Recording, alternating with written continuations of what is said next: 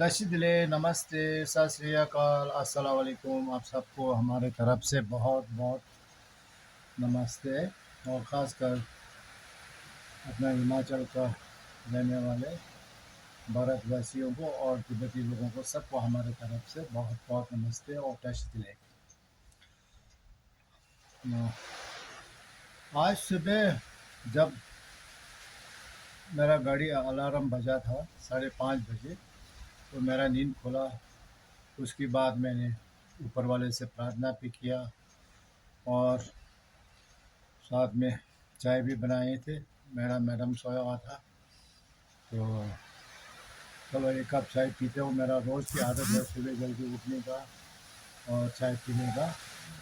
तो सुबह उठा और चाय पिया, और साथ में जब 6 बज गए थे तो मैंने अपना मोबाइल चालू किया। तो उस मोबाइल चालू किया तो उसमें एक बहुत दुख भरी वीडियो सामने आया। मुझे बहुत दुख हुआ कि ये वीडियो फेसबुक में चल रहे थे, जो कल एतवार का दिन, संडे का दिन, यानी कि दोपहर का ये लगभग होगा 2:30 और 3 बजे के बीच की ये शायद वीडियो होगा। तो उसमें बहुत दुख हुआ है मुझे। ये वीडियो देखकर मुझे बहुत दुख हुआ, अफसोस हुआ, मुझे कभी विश्वास नहीं हुआ। ले फिर भी मैंने आँख खोल के अच्छी तरफ से चश्मा लगा के अपने मिसेज से भी पूछा कि ये लड़का कौन है। तो कहता है ये लड़का जो मार खा रही है ये तिब्बती है। तो मैंने कहा ये मरने वाला कौन है, यहाँ के लोकल लोग हैं। तो लोकल से आप याद आया जी प्लीज़। हाँ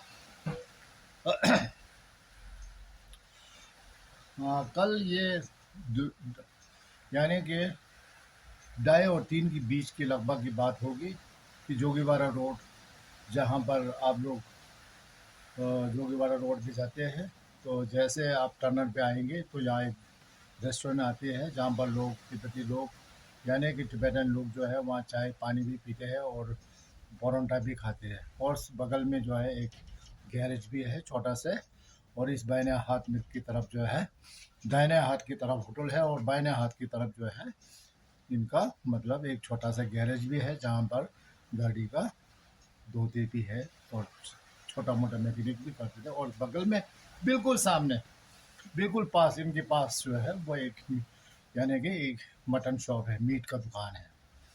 तो कल पैदों स्कूल का कोई ड्राइवर होगा तिब्बती, वहाँ कुछ नाश्ता खाने के लिए आए, तो कुछ नाश्ता खाने के लिए आया तो कुछ बात हो गई होगी आपस में। जब आपस में बात हो गई तो वो बात इतने तक बढ़ गई कि वहाँ का जो दुकानदारी ने अपने भाई लोगों को बुलाया और साथ में और भी रिश्तेदार लोगों को, यानी कि रिश्तेदार लोगों को बुलाया। वहाँ लगभग थे कम से कम जो है, आप वीडियो को भी देख सकते हैं, उसका पूरा प्रूफ आप देख सकते हैं, कम से कम 20-22 वहाँ के लोग थे, जोगीवाड़े के लोग। वो पूरा जोगीवाड़े के रोड, जोगीवाड़े के नाम नहीं ले रहा हूँ, जो इनका रिश्तेदार थे, जो होटल वाले का जो परोंठा बेचते हैं और जो गैरेज है, उनका कहने का मतलब ये है कि वो ये कह रहा था कि हमारे बच्चे को मारा है। मतलब अगर मारा हो तो फिर बात तो, मारा हो तो किस ढंग से मारा, क्यों मारा, तो कारण तो पूछना चाहिए। बिना पूछे समझे वो सब जो है, यहाँ तक कि घर से औरत तक, यानी कि हमने कभी भी ऐसे नहीं सोचा कि भारत की नारी ऐसी करती है। यहाँ के लोगों से मैं बहुत विश्वास करते हूँ। और मेरा 1976 से लेकर यानी कि 2023 हो गई आज तक मैं यहीं पर रह रहा हूँ, भारत में रह रहा हूँ, वो भी मैं धर्मशाला में रह रहा हूँ। जबकि जब हम धर्मशाला में आए थे तो यहाँ इतना मकान भी नहीं थे। जोगीवाड़ा रोड में तो कोई मकान भी नहीं था, सिर्फ 2 ही मकान थे। जिस पे ये बात हुआ था वहाँ एक सरदार जी का दुकान था, और सरदार जी का मतलब उनका जो दुकान थे, वो सरदार जी जो थे, बीच में उन्होंने क्या किया, सन 1983 और 83 से लेकर इसने 96 तक जो है, इन्होंने जो है मतलब वहाँ लॉन्ड्री भी खोल दिया। मेरा भी गेस्ट हाउस था, मैंने काम उनको देते थे सरदार जी को। वो सरदार जी आज भी है, वो सरदार जी उसमें शामिल नहीं है। अच्छा, अब मेरे कहने का मतलब ये है कि ऐसा कौन सा कानून है जो रिफ्यूजी को पीटते रहेंगे, गाली गलौज देते रहेंगे। एक आदमी को 4 आदमी, 5 आदमी या 20 आदमी मरना, क्या ये आपको शोभा देते हैं? ये ऐसा कौन सा कानून है? भारत का ऐसा कौन सा संविधान में लिखा हुआ है कि एक आदमी को आप 20-25 आदमी मार सकते हैं? भारत का संविधान का मैं इज्जत करता हूँ, और संविधान 1 से लेकर यानी कि धारा 1 से लेकर धारा 101 से लेकर यानी कि 500 से भी आगे है। मैं धारा को कुछ कुछ तो मैं याद भी रहता हूँ, उनका संविधान भी। भारत के संविधान को मैं हमेशा अपने इज्जत करता हूँ, और मैं कानून का हिफाजत भी करता हूँ, कानून का पालन भी करता हूँ। तो ये कौन सा तौर तरीका है, कानून है जो एक आदमी के ऊपर 20-20, 25-25 आदमी मार रही है? और जो बीच बजाव किले, जो टिबेटन्स वहाँ रास्ते में गुजरने वाला, वो कह रहा है कि अपने भाषा में, टिबेटन भाषा में कह रहा है कि भैया ऐसे मत करो। एक लेडीज था उसमें, और एक लामा भी है, बोल रहा मत करो, आप लोग आपस में बात करो, उसको भी धक्का दे रहे। बताइए, ये क्या आप लोगों का क्या मर्द वाली काम है? मैं तो ऐसे नहीं समझता हूँ। हाँ, होते हैं। हाँ, अब अगर आपस में कोई बात हो जाए तो ठीक है भाई, बातचीत से सुलझाओ ना इसको। ये तो इसका मतलब ये थोड़ी है कि एक आदमी को आप 20-25 आदमी आके उनको मारेंगे, पीटेंगे। ये तो आपको कानून भी आपने हाथ में लिया है, और कानून भी इस बात का इजाज़त नहीं देते हैं। ना हमको ना आपको किसी के ऊपर हाथ उठाने का इजाज़त कानून भी नहीं देते। हम कानून का पालन करना चाहिए।